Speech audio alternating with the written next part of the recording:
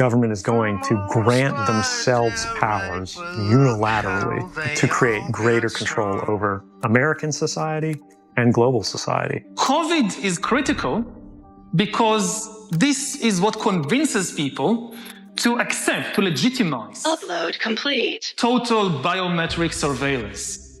It's always the data. It's the crack cocaine of Silicon Valley. We are already living inside the architecture of totalitarianism.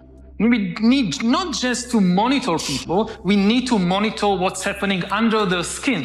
I know my husband is not vaccinating people and putting a microchip in their arm because that technology doesn't even exist and he's never uttered the words out of his mouth, so. Microchips and tracking devices are embedded in the... Is this accurate? We have 6 MAC addresses that are pulsing Bluetooth signals, and all we are is surrounded by tombstones. So can someone explain to me why we're getting EMF emissions off the grave inside of a Faraday cage, please? So we've seen the reports of individuals having unlicensed MAC addresses. I've seen evidence of that myself. One of the requirements that it just changed the entire course of the conversation and, frankly, my life, that's when lipid nanos came into the conversation. From a technical perspective, if I can retrieve data, I can send data. DARPA calls it transhumanism. I mean, can you hear what I just said and not want to just step away? Way back in 1778, the Continental Congress unanimously passed America's first whistleblower law. I did this clearly at my own jeopardy. It recognized the duty to give the earliest information to Congress of any misconduct, frauds, or misdemeanors committed by anyone working for government. The information I'm presenting is made as a protected communication under Title 10 USC 1034 as a whistleblower. 246 years later, whistleblowers have an incredible record of changing the course of history. I wish I would have met you. In late October of 2019, I was approached by leadership. There were 5 clients and there was a vendor in the room. The vendor was 𝗓𝗏𝗏𝗏𝗏𝗏𝗏𝗏𝗏𝗏𝗏𝗏𝗏𝗏𝗏 I could have saved your face. These are the notes that I took during the conversation of the meeting with the stakeholders for the contact tracing application. Took the fabric of my reality and just roughed me. I mean, it just made me question everything.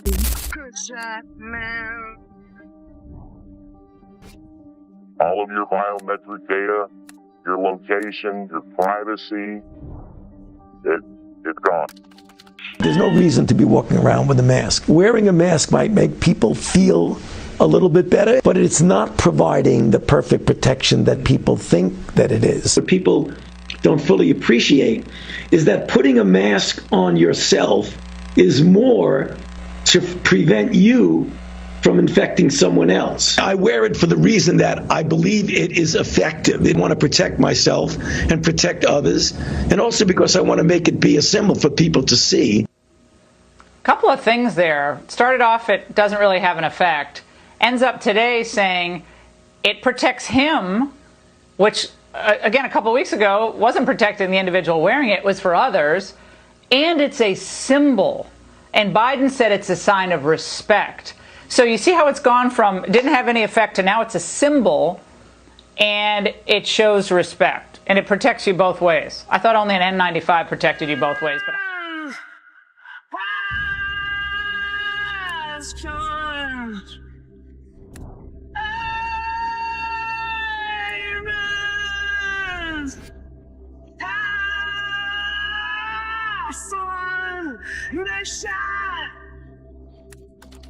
sure there's a guy at the NSA right now making a note of, my connection details to you, which route it went over the internet.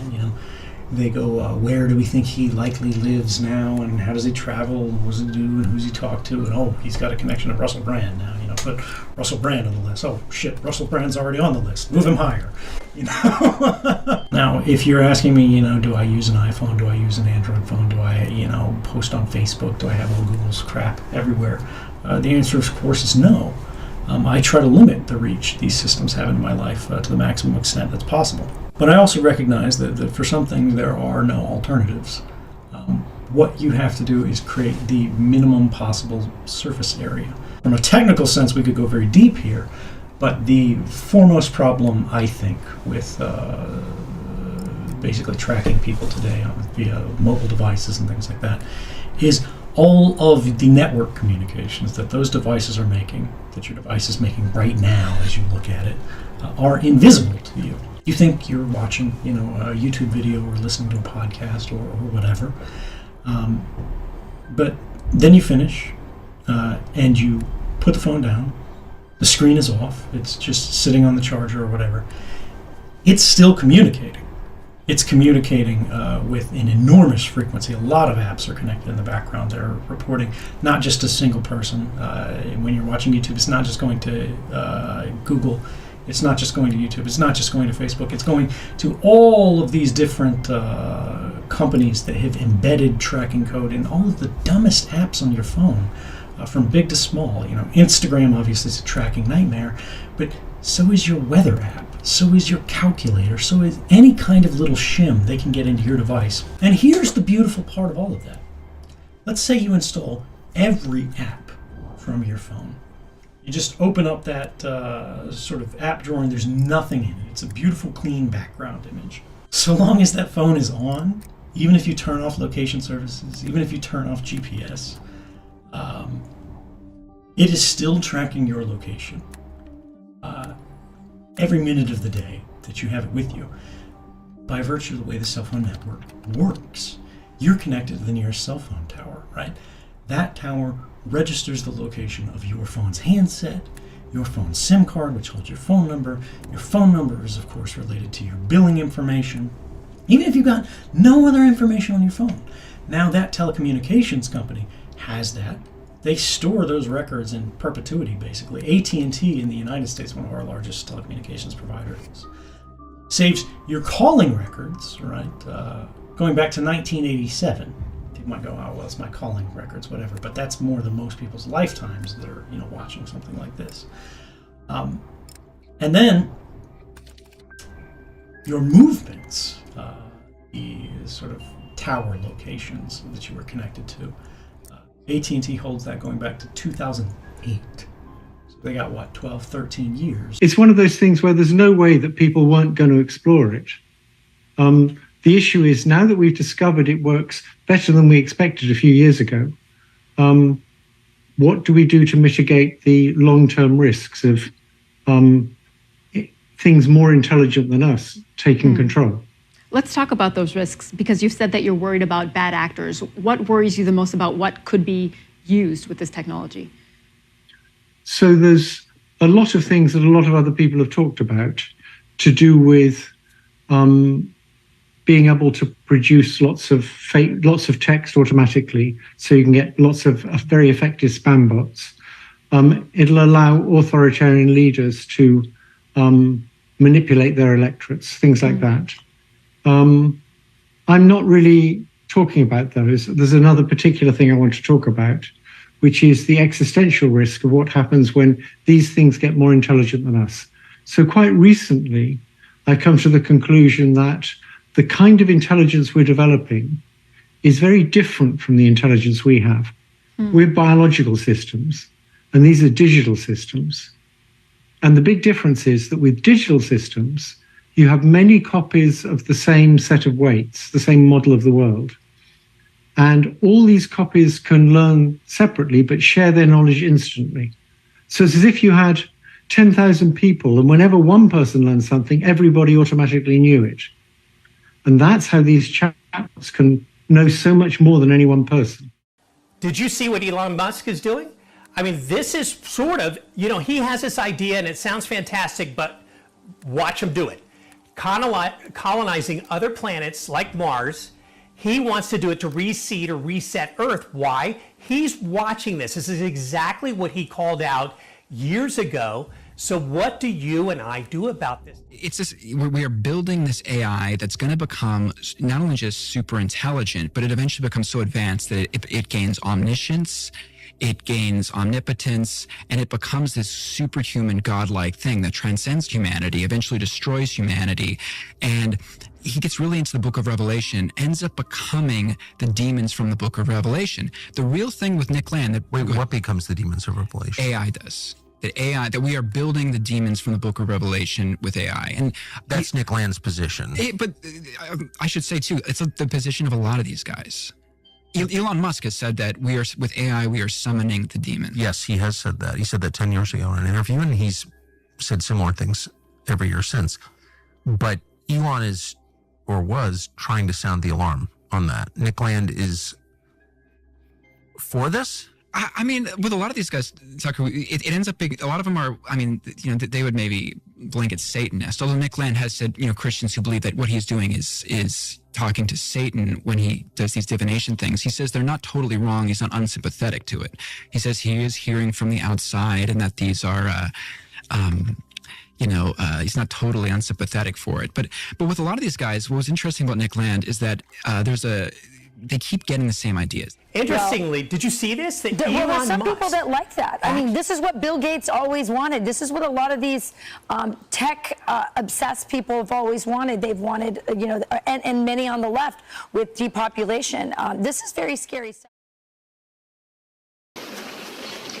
Ladies and gentlemen, with a path, pass the power. 1, 2, 3, spin! 花火、綺麗だね。でも僕たちは少しずつ離れていく。Ready when you are. 3, 2, 1, go! Dude, you alright? I'm good.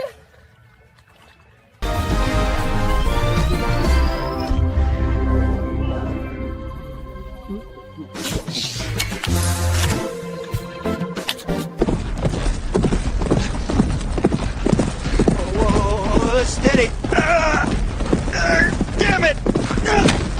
There's a quote that people in Silicon Valley love to say. I'm going to get it wrong, but it's something like, we have the technology of gods, the moral framework of medieval times, and there's one more. But I think there is this sense that our technological capabilities are so outpacing our wisdom, our judgment, our kind of time to develop what we want society to be.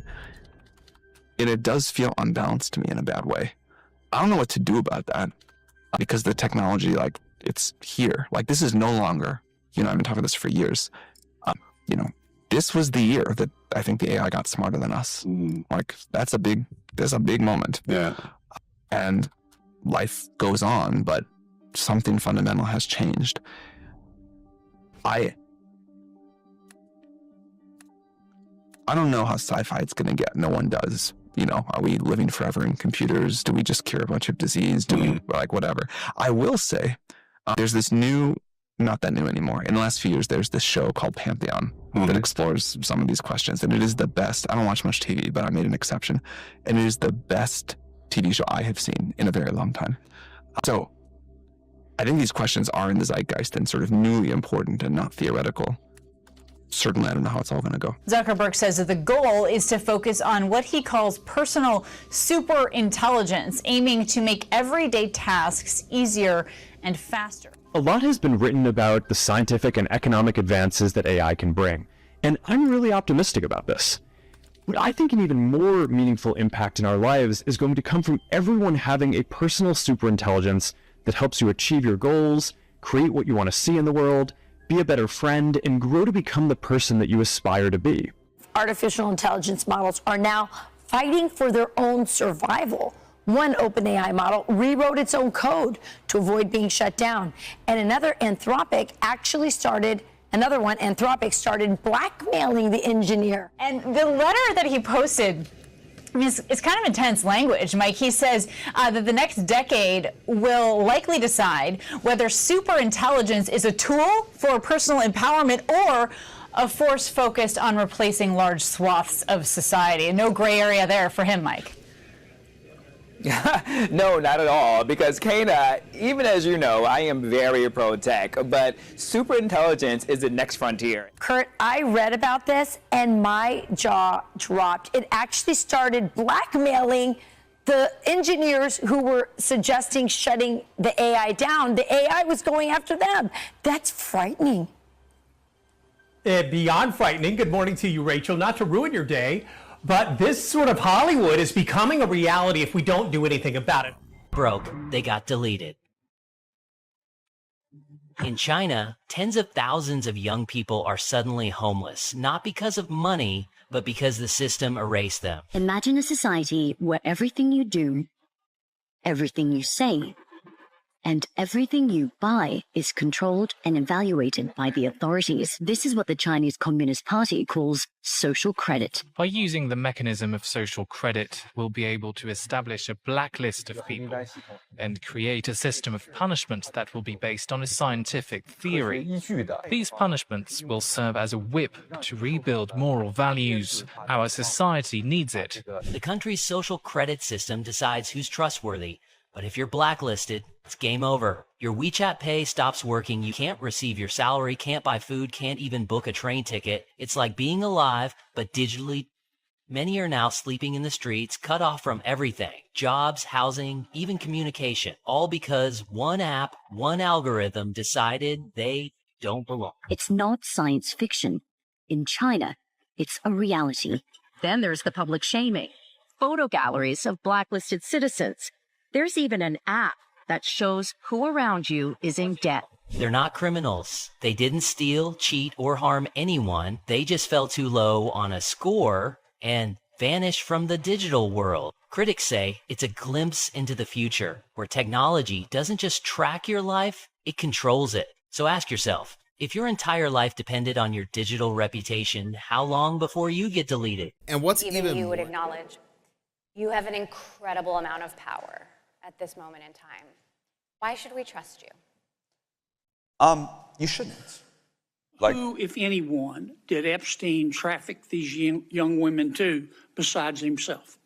Himself. There is no credible information. None. If there were, I would bring the case yesterday that he trafficked to other individuals. And the information we have, again, is limited. So the answer is no one? For the information that we have. In the files? In the case file. Okay.